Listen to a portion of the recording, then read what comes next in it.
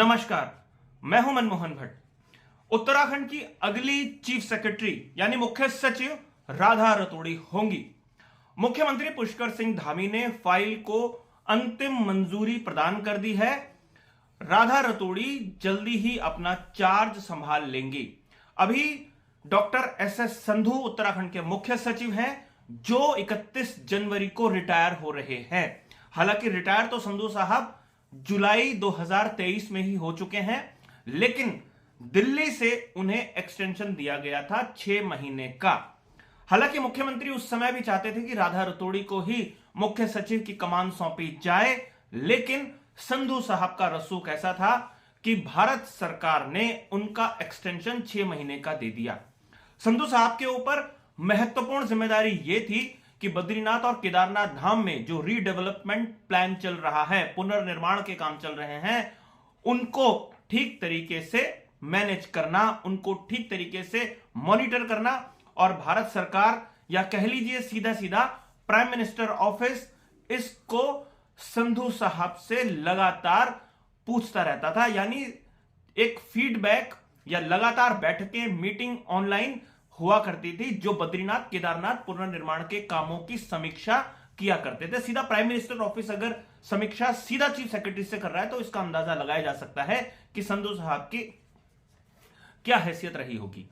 अब राधा रतूड़ी को जुलाई के महीने में मुख्य सचिव बन जाना चाहिए था, लेकिन उनको फरवरी के महीने तक इंतजार करना पड़ा। 31 जनवरी को जब 5 बजे 6 बजे रिटायर हो रहे होंगे संधू साहब, तब चार्ज लेंगी राधा रतूड़ी। और उसके बाद उनके पास सिर्फ औपचारिक रूप से 2 ही महीने का कार्यकाल है, फरवरी और मार्च। 31 मार्च 2024 को राधा रतूड़ी भी रिटायर हो जाएंगे।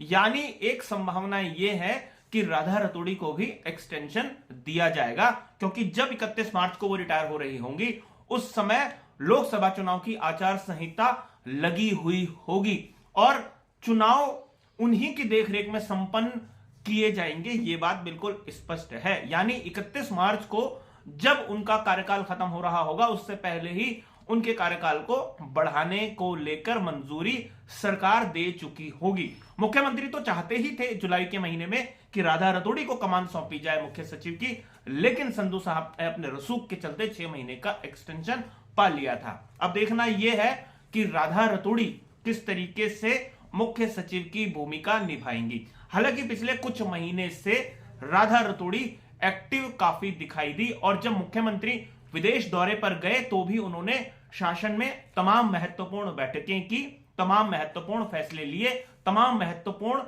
अधिकारियों को महत्वपूर्ण निर्देश दिए। यानी उन्होंने अपना जो एक स्टाइल था वर्किंग का, वो दिखाने की कोशिश की कि अगर उनको चीफ सेक्रेटरी बनाया जाएगा तो उनकी फंक्शनिंग कैसी होगी। हालांकि उनके पास मुख्य सचिव रहते हुए ज्यादा समय नहीं है काम करने का, लेकिन फिर भी एक प्रतिष्ठित पोस्ट पाने के बाद वो क्या क्या बड़े फैसले लेंगे, ये देखना काफी महत्वपूर्ण है।